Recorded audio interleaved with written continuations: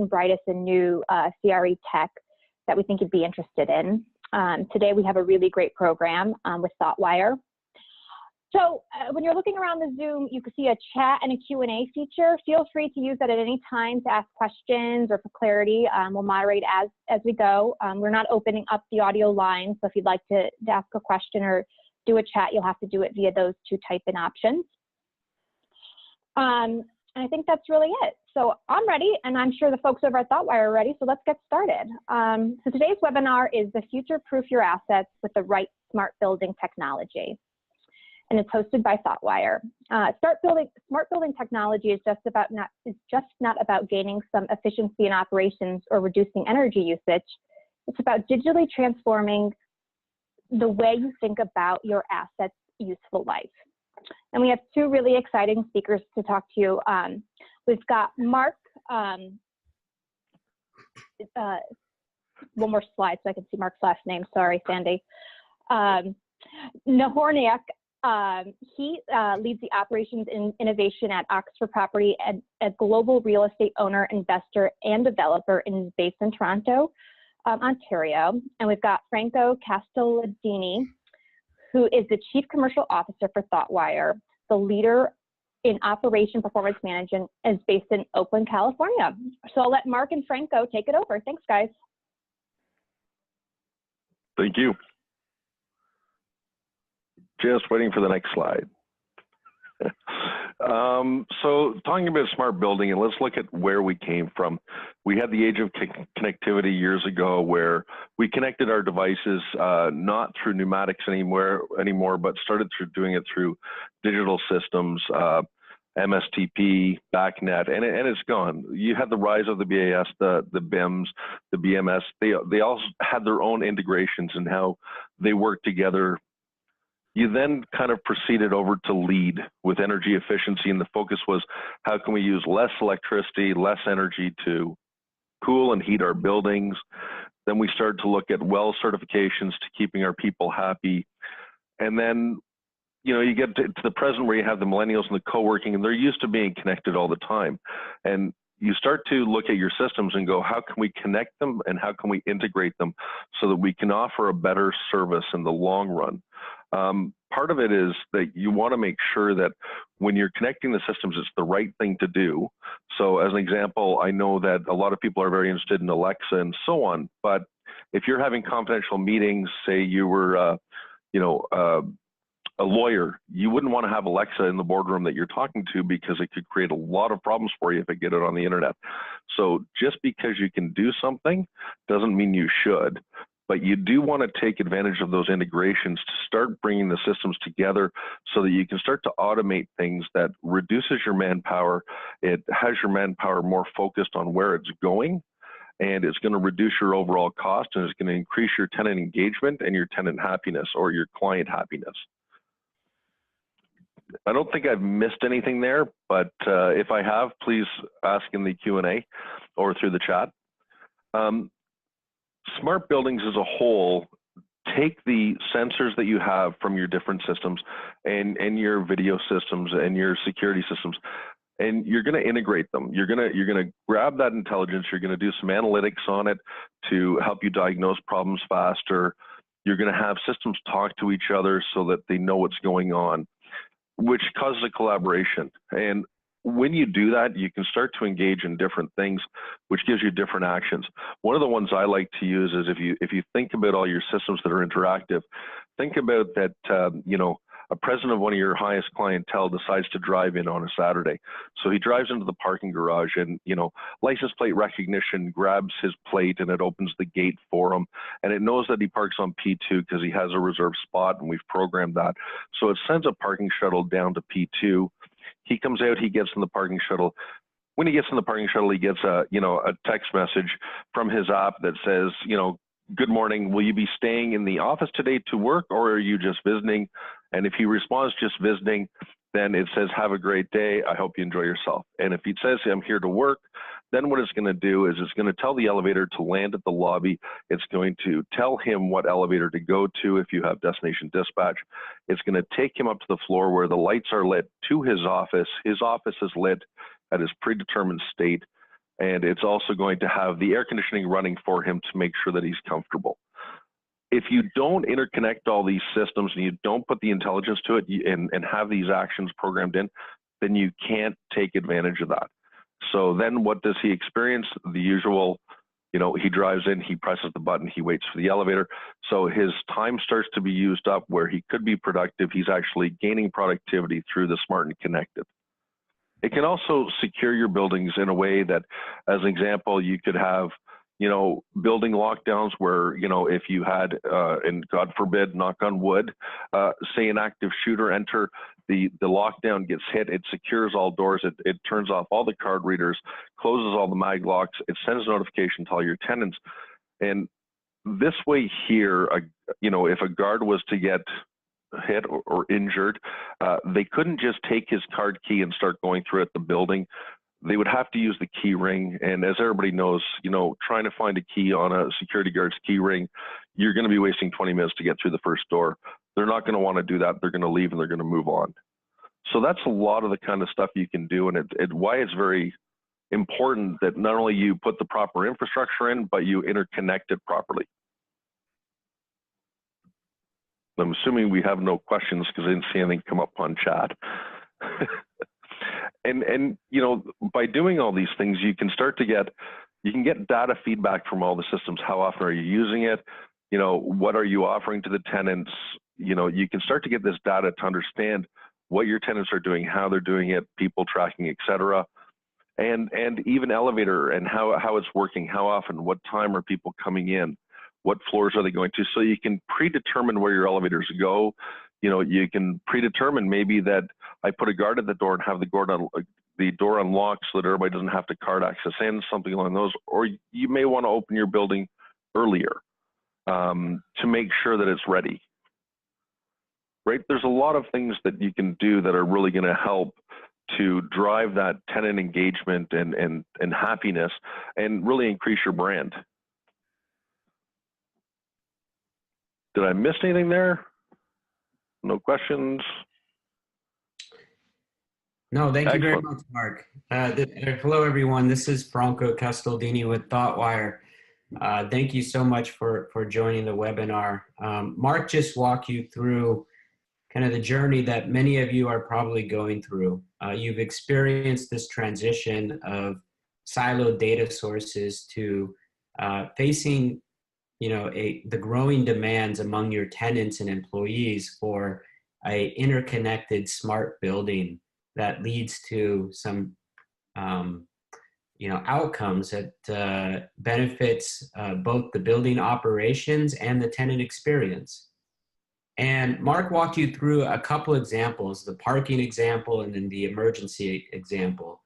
Those are two great examples that he shared about how you need to be able to not only integrate data, but you have to apply a set of rules to the data. You have to give the data context based on the interaction between people and things and processes that cut across both.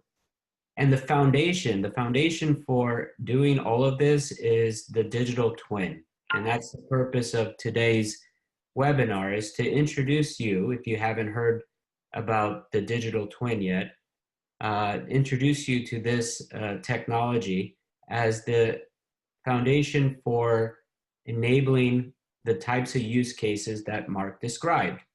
And so what is a digital twin? Well, it's a digital representation of your building that's going to include data originating from siloed subsystems. It's going to present that data to you in real time, and it's going to manage the interaction between people, processes, and connected things within your built environment.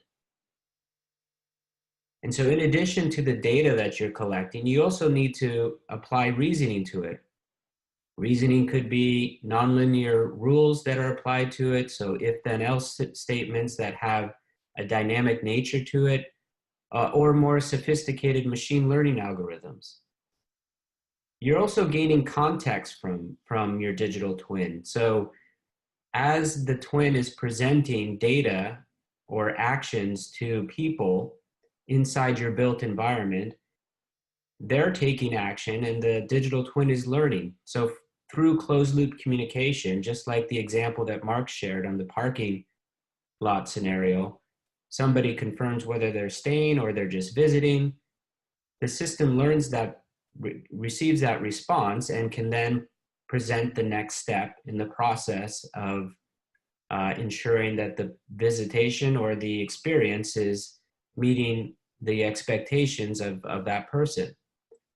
So context is key, but in addition to that, of course, when you start to assemble data across many different subsystems within your built environment, you're collecting data on how people are behaving, the occupants are behaving inside that building, you're able to report on that data through key performance indicators of past, present, and future states of the building. Now, all of this leads to a set of applications that utilize the digital twin to improve operations, improve the tenant experience, improve energy efficiency within the building. This is cutting across the operator of the building and the occupant of the building. So the applications that they use all feed off of the same digital twin.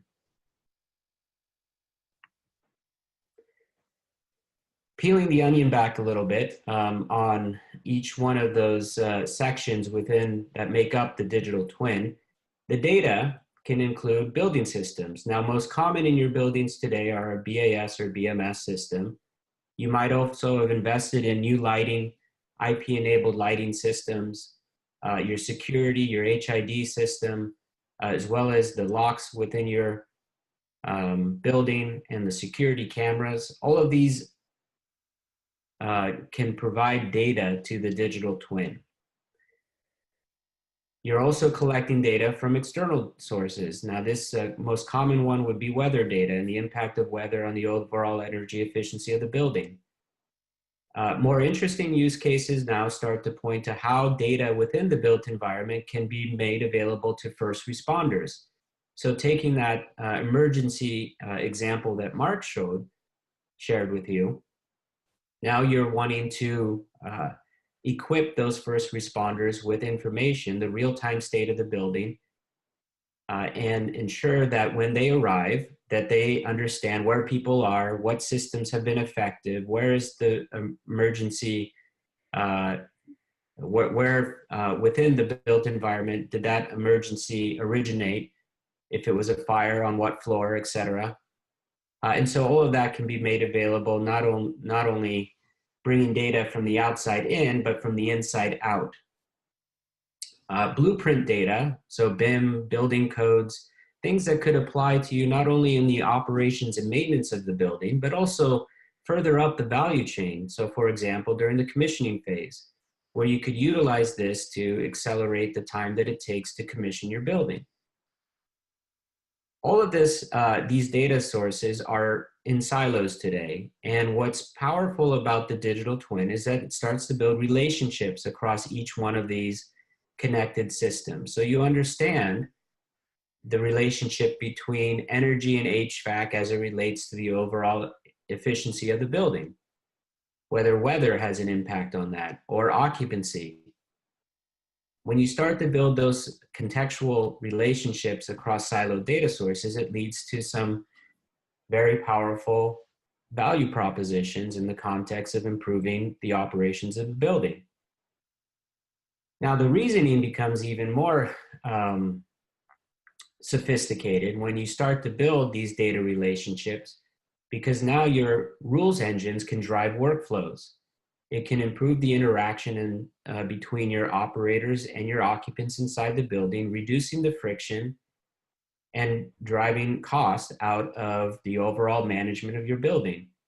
In some cases, allowing your buildings to be managed remotely as well.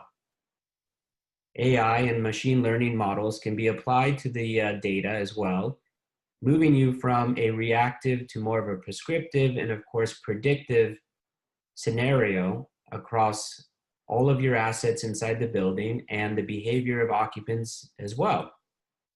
And so this is the holy grail then, where your building becomes a self-tuning one. The context-specific nature of it, I mentioned to you closed-loop communication, process orchestration, complex event processing. These are things that you need to build context so you understand when data is presented, information is presented, and there's an action required that the system learns over time how workflows are being managed. So for example, if you are spending a lot of time on onboarding your tenants using typical kind of security provisions around HID cards, you're delaying your visitors into the building because too much time is taken at the security desk, by giving them integration of HID, which is the security card to enter, the most common security card to enter into your buildings, by giving that capability on the phones, and then also understanding where those people are going inside the building. This is giving you the context now to be able to drive cost out of your tenant or employee provisioning. So this also allows you to understand the occupants' behaviors, as well as then the system's behavior. It is to carry forward the example that Mark shared with you. When you enter the building and it starts to adjust the HVAC and the lighting based on your arrival in that building, or the number of people attending a conference in a conference room, that system and device behavior begins to understand how best to optimize the environment, taking into account the tenant's requirements, the occupant's requirements, as well as the overall efficiency goals of the building. And then, once you've amassed all of this data, you've built the relationships, you have the context, you've applied rules as well as machine learning models to it, it starts to unlock all sorts of KPIs that help you manage the overall efficiency, safety, net operating income, and emissions within the building, all driving towards either your LEED certification, your WELL certification, and just the overall asset value by decreasing your operating costs and improving the tenant experience as well. And so this doesn't only apply to use cases related to the operations and the maintenance of the building. As you see here on the right, you can go further or earlier into the build of a new commercial building and start to think about how the digital twin can be a part of your design phase to ensure that during the build and commissioning, as systems and devices are being onboarded and that investments are being made into IP-enabled sensors that allow you to collect this data, integrate this data, that you're utilizing the twin to unlock use cases related to a more efficient process during the build and commissioning phase. So when a general contractor hands the keys over to a property owner, they've got clear visibility and line of sight through a single pane of glass on how the building's current state is operating. Extremely valuable in terms of taking cost out during the commissioning phase, as well as ensuring a smooth transition from the building once it's been built to the building as soon as it starts to be occupied. It's that long tail of different things that need to be addressed during those stages of a building that now can be managed more cost effectively. And so over time, your operations are going to become smarter, and then you're also going to be able to self-learn through this. So that's really the crux of what a digital twin is. I'm going to hand this back over to Mark to start giving you some real world examples of how this is being applied, and looking forward to continuing the conversation later with your questions.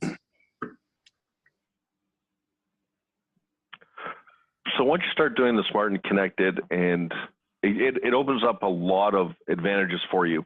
Once all your systems are online and you have a view into it through the pane of glass, as Franco mentioned, those smart connections allow you to do a lot of things. So if you have a number of buildings, you may want to centralize your monitoring through an operations center, but it's central to all your facilities. So instead of paying somebody at each location to be there, you can now do it centrally. You can adjust heating and lighting remotely so that your operators can really do what they do best, which is maintaining the HVAC equipment and maintaining the equipment on the site rather than running around to adjust a stat, things of that nature, because somebody's just slightly cold and they don't know how to use the electronic stat.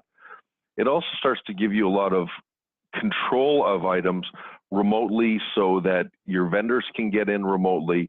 And one thing I do want to preface all this with is that you must have a really good cybersecurity strategy in place beforehand so that you're not opening the door to where it could be actively hurting your brand. You want to make sure that you're protected and that you have controls in place so those vendors come in when you've requested them, not because they want to. And if they want to come in because they have to do some things, then what you want to do is you want to make sure that you're controlling when they come in and how they come in, right? I see that there's a question about how do you get your data into the digital twin. So fairly easily, a lot of it can be imported right from the commissioning and design build stage as it goes in, and it'll start to grow from there. The data will actually come from all the HVAC. So I don't know if that answers your question. If there's more, by all means, let me know. But the easiest way is to do it right from the design build, and that's even on an existing building. So if you're doing an HVAC retrofit, as they do that design, you want to make sure you get 3D modeling in there.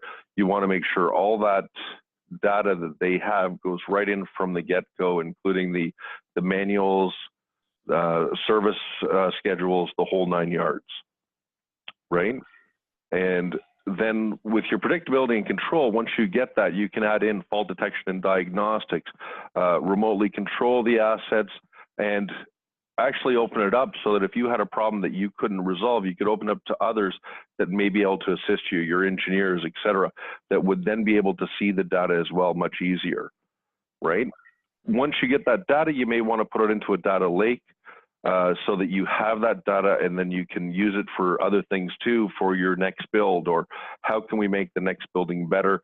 How did this respond here? One of the important things about doing the digital twin is making sure that you put the appropriate sensors and statuses in before the commissioning stage.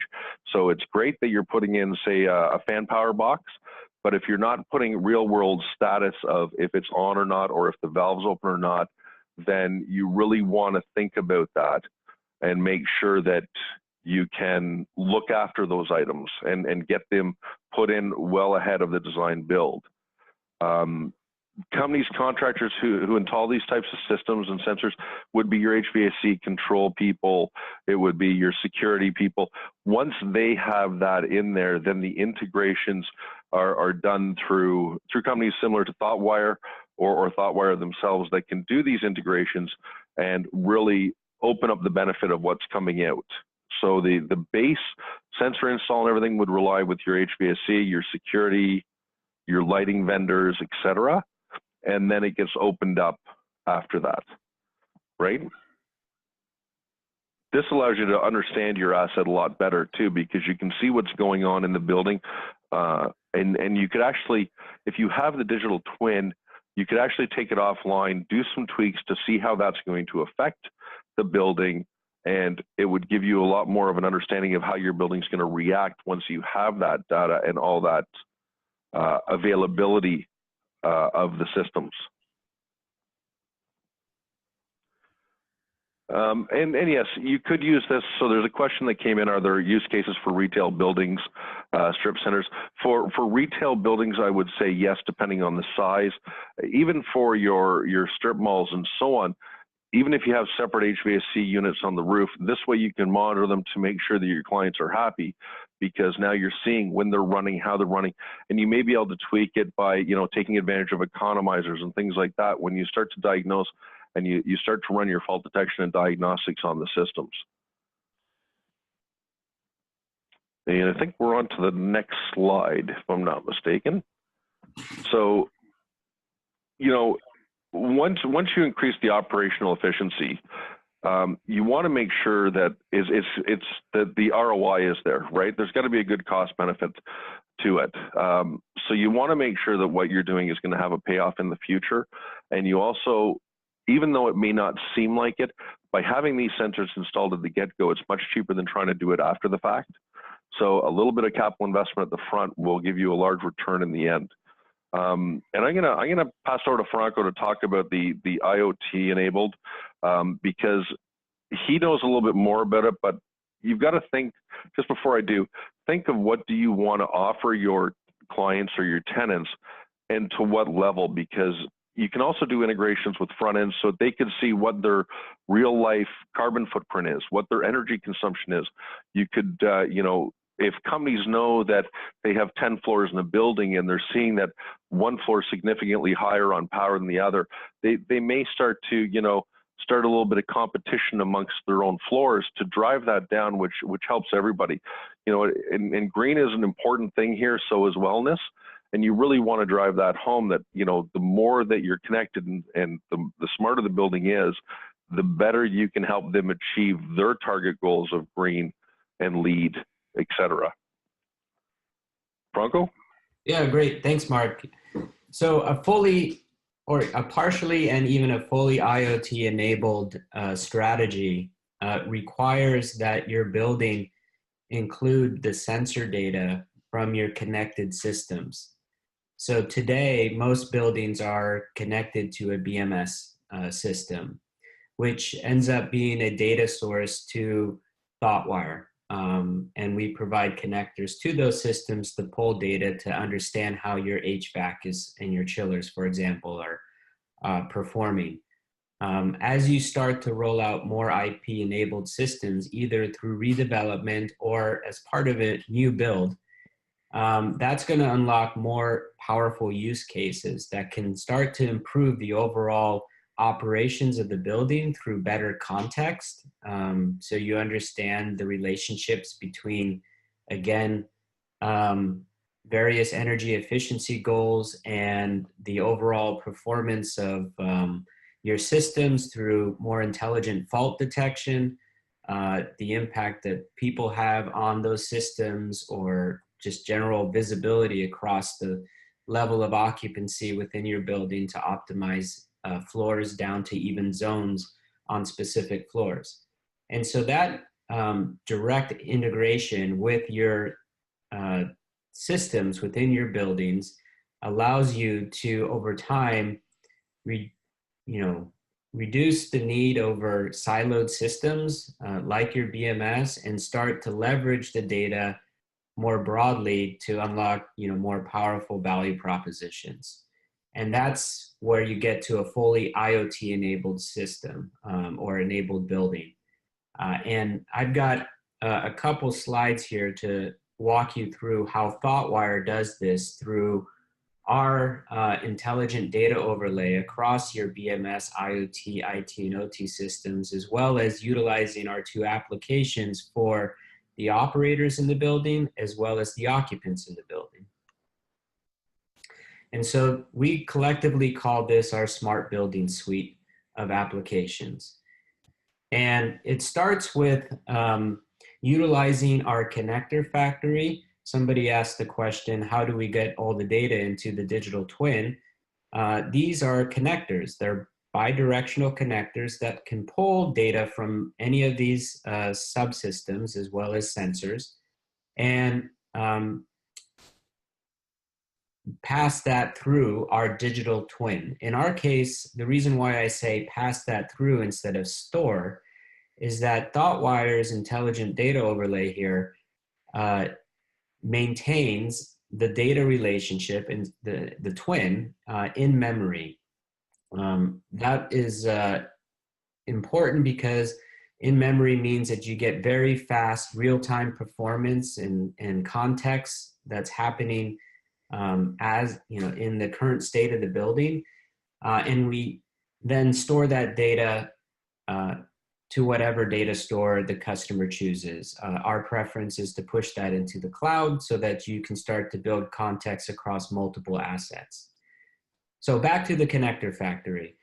Today, ThoughtWire includes a lot of different protocol support, everything from REST to BACnet, Telnet, JDBC, OPC, Modbus, and many others. This gives us broad reach into your siloed systems.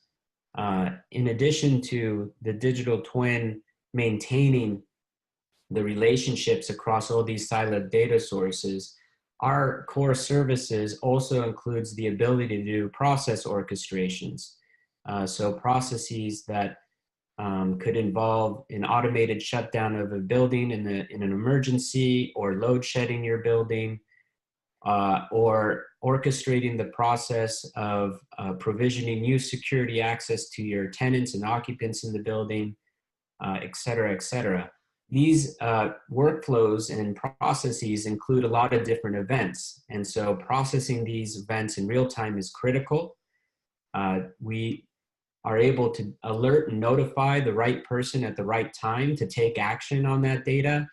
A lot of talk these days on how do you go from data to decisions and enable those actions. ThoughtWire's capabilities, our applications provide that.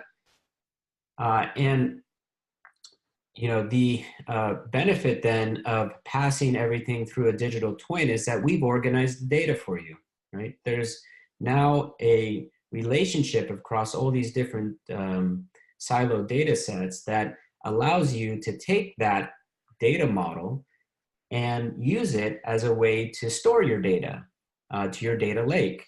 And again, that can be in the cloud or it can be on premises. And when that data is maintained over time, you've got the ability to apply analytics to it and get all sorts of new insights into how your buildings are operating. It's extremely important and should not be an overlooked step in your journey, is this data integration piece. So once these, once we've connected to your subsystems, we've passed it through our digital twin, now our applications can start to be used. And we have two applications. One is called Precision Hub.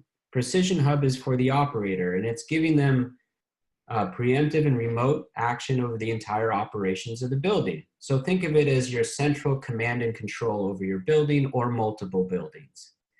It is allowing you to manage intelligent workflows across your buildings. It's giving you visibility into how the building is performing.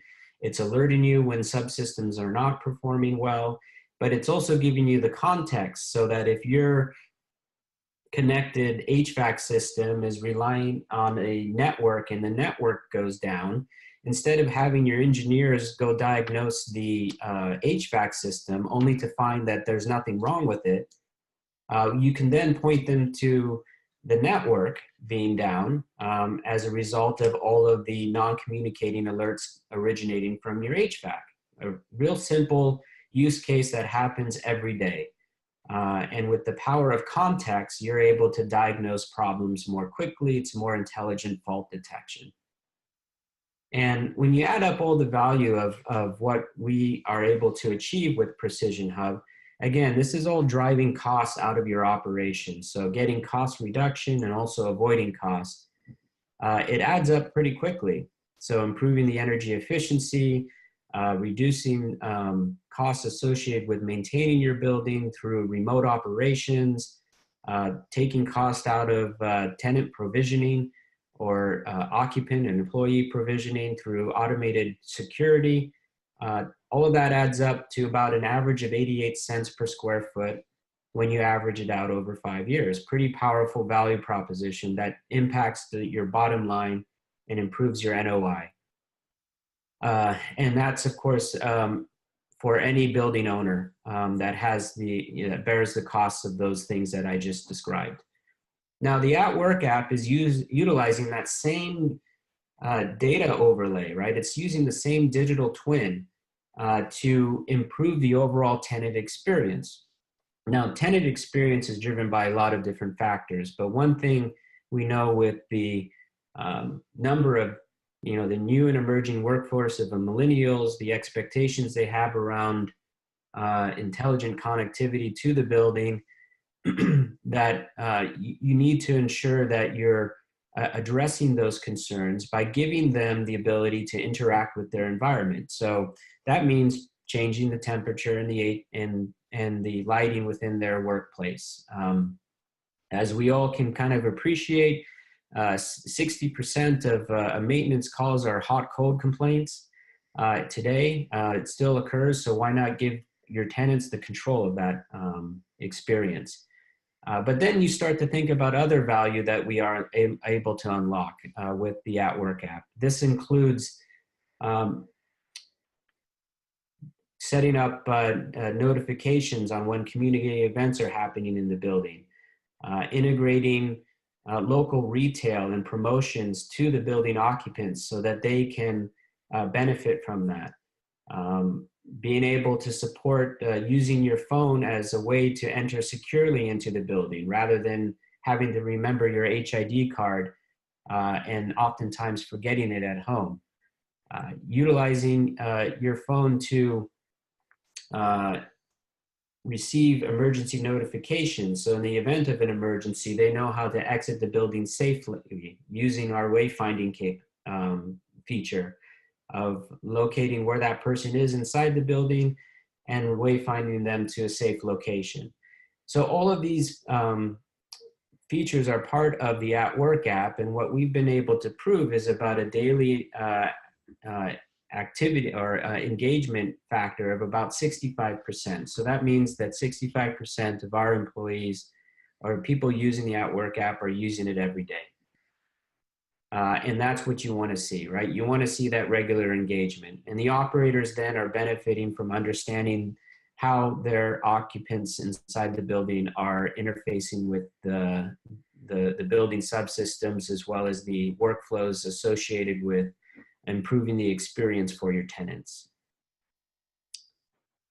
So those are the two applications that we have that benefit from this foundation of the digital twin.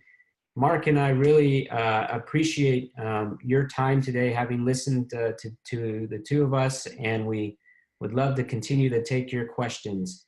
And also encourage you to reach out to ThoughtWire. You can visit our website at thoughtwire.com and would be happy to set up a demonstration of either of our applications and of course show you what the digital twin actually looks like. Thank you very much.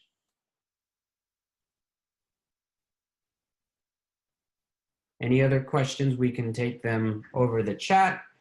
And let's see here. Yeah, thanks, guys. Let's see if any other last questions come in. Give people just a second to type.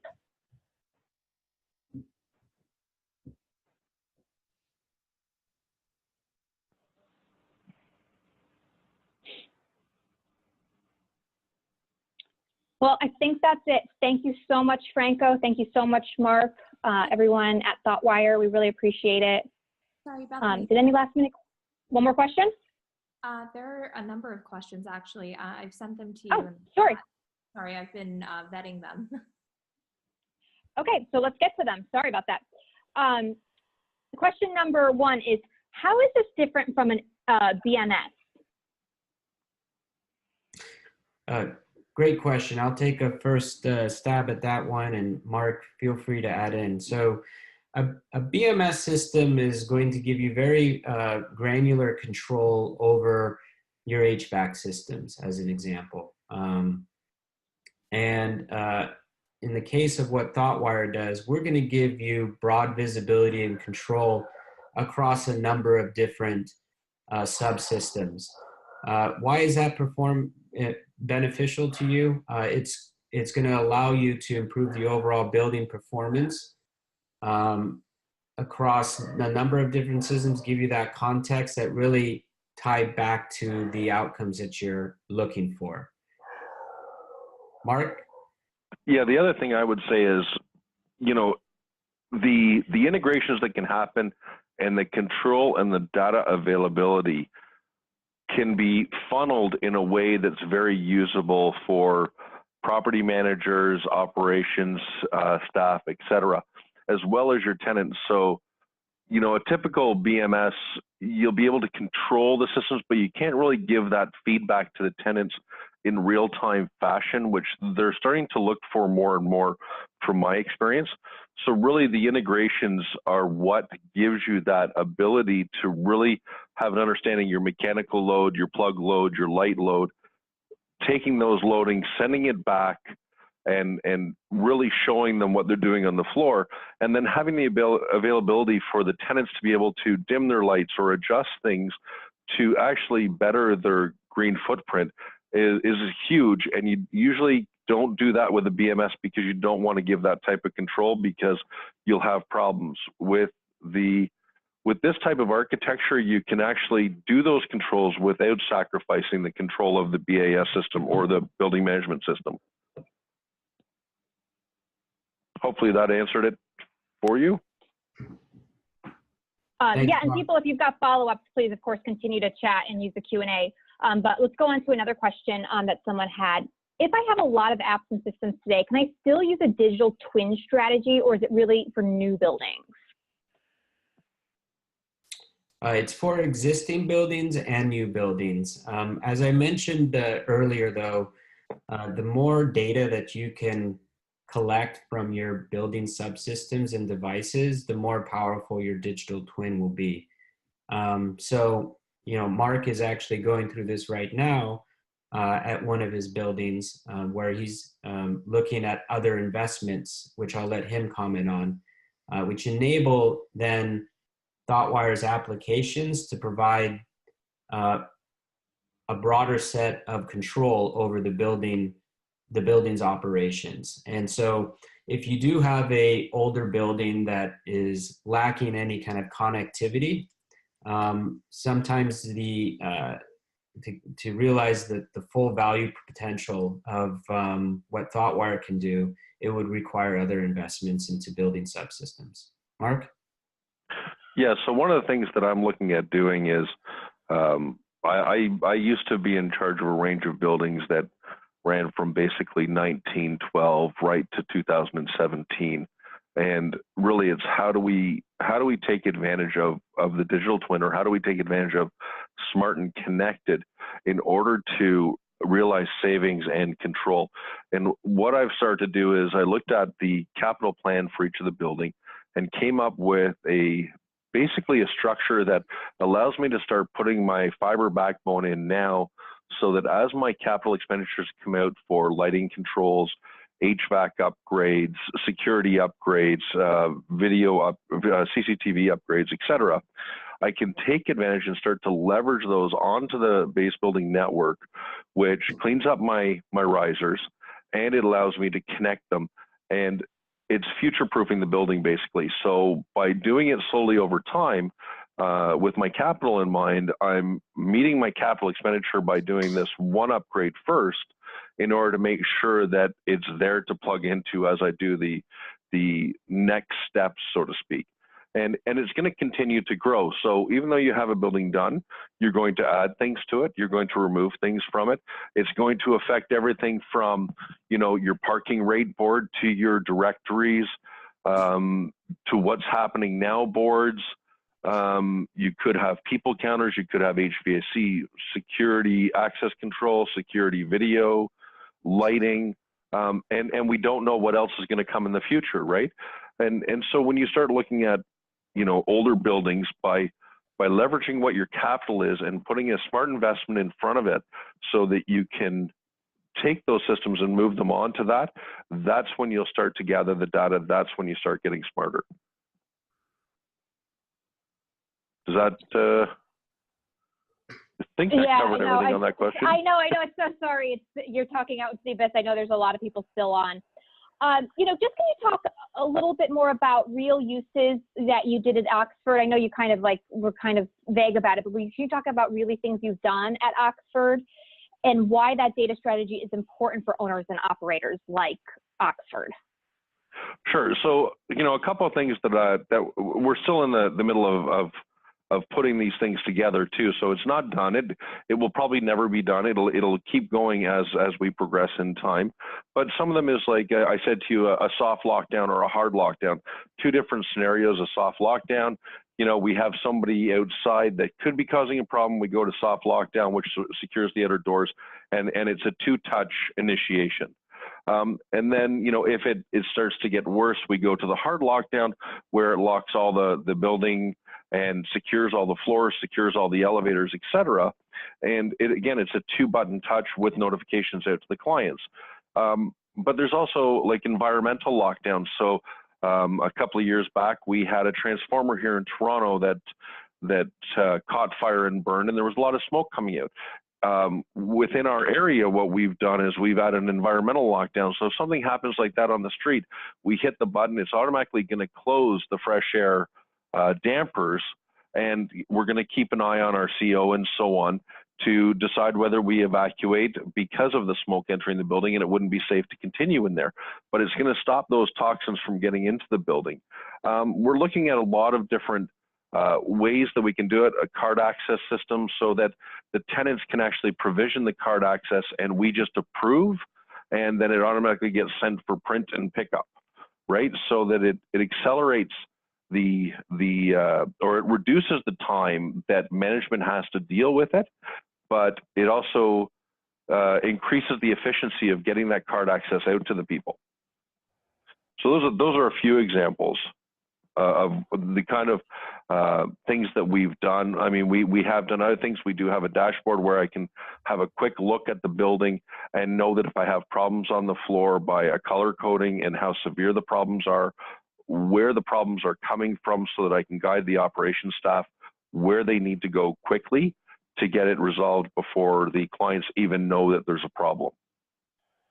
We've done integrations where you can go into a boardroom, scan a barcode, and you can take control of your HVAC and lighting in that boardroom and adjust the temperatures and adjust the lights if you're doing a presentation.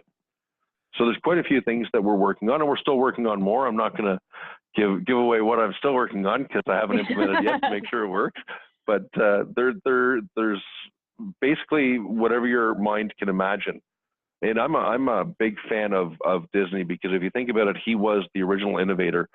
You know, if you look at Disney, you have a band that not only gets you into the park, but it opens your hotel rooms.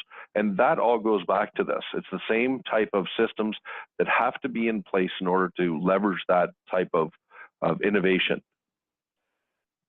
Well, thank you. No, we're excited to see what you guys all come up with. It's fabulous. Franco, a question more for you. How is the digital twin future-proofing?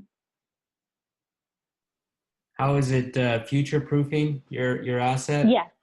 Well, exactly what Mark is describing here, where, you know, most commercial owners and operators, building owners and operators, will have a number of different use cases they would like to address with this, right? And some of which will be available off the shelf today from vendors like ThoughtWire, some of which will be just ideas.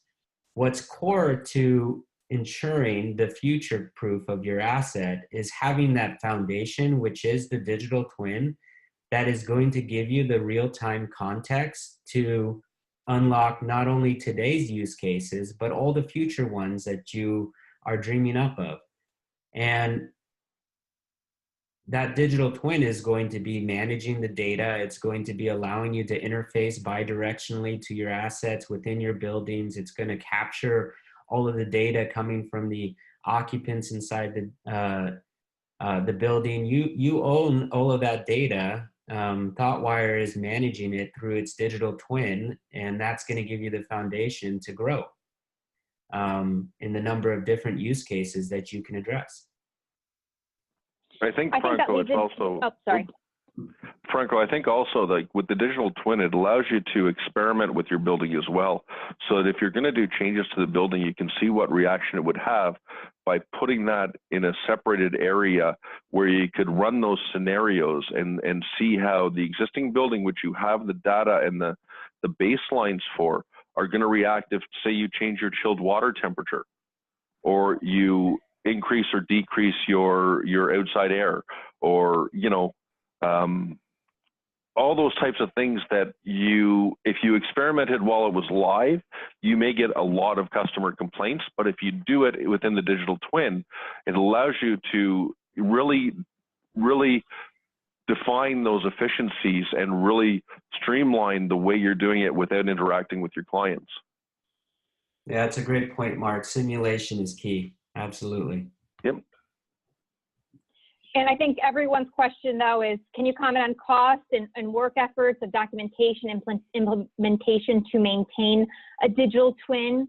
Has it been difficult to implement the process to the customers from the change of management perspective? Can you talk a little bit about kind of implementation and all of those fun things? Do you want to take this, Franco, or do you want me to? I'll take the first stab at it, and I'm happy to have you comment, Mark. So, digital twin technology, requires that connector factory to interface with your subsystems. In the case of ThoughtWire, we've built a number of different connectors that can speak a host of different protocols, which makes the integration process a lot faster. Depending on the size and scope of the number of square footage and the number of buildings that you would like to integrate, implementations can range from, weeks to months. And the value proposition that I shared with you on the 88 cents cost as an average is net of what we charge for our software. And for those of you who are still on the line, it's priced on $1 per square foot, so you can normalize the investment against your return. And the one thing I would add though on documentation is that one of the value propositions that we provide with our platform, which supports our smart building suite, is a audit trail of the digital twin. Done in real time. So you are able to understand the interactions and report on those interactions, whether that's interactions between subsystems or subsystems to their workflow or workflow to the tenants and occupants inside the building. So that all is taken care of for you and can be reported on. Mark? Yeah, so the major question is cost too. So there's the ThoughtWire cost, but there's also the hardware cost, and that's hard to answer without knowing what you have in the facility. Are we talking a 12-story facility, or are you talking a 50-story facility? Is it built in 1912, or is it built in 2016? So really, it's hard to gauge what the total cost would be to do a full digital twin without knowing that information. Basically, what you want to do is start from scratch, make sure you get a good backbone in, which is going to cost you a little bit to get the fiber up and get your switches and so on in. But then there's decisions that you're going to make as to what type of systems you're going to put on that network. Are you going to use PoE, or are you just going to use regular network connections? Are you going to have a control panel put in that speaks on DALI loop that comes back to a Cat5 or Cat6 cable that you can put on the base building network? So it's really hard to come up with the exact dollar figure for you without knowing all that information.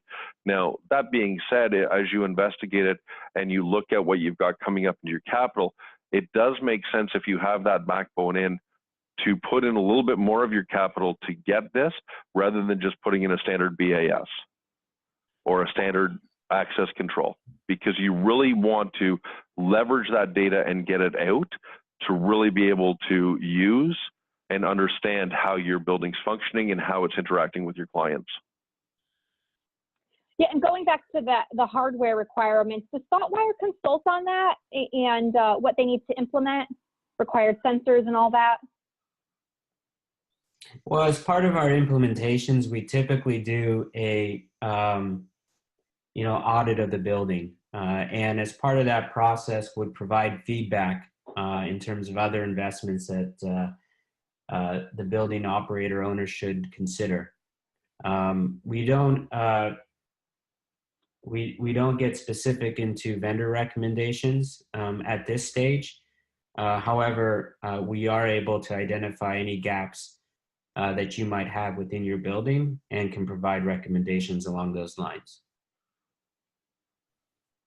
And that being said, with the one thing you want to look for is, and this makes it easier for ThoughtWire to integrate, or other companies for that matter to integrate with your systems, is you really want to make sure that you have an open architecture. So if you talk to your engineers before you do your build out, you really want to make sure that you're getting all the data available to you, so that when they choose the type of system that they're going to design to, you're getting all that data back and you're getting the controls that you want into it.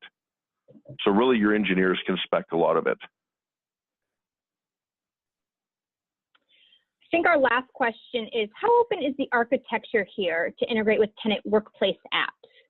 You know, the problem to download many apps is rising. And that question's for both of you. Yeah, so we do support a very open architecture. All of our services supported by our platform can be exposed via RESTful, which is a common web service API. Our application, the At Work app, which is a mobile application that runs on iOS or Android, can also be white labeled by our customers. So in the case of Oxford, you know, they brand it as their own application. And it's supplied by ThoughtWire. And so we are taking that same model, of course, to other customers as well, too. But if there were specific features within our platform, that would entail a different licensing arrangement, but we are technically capable of supporting that and would be open to it.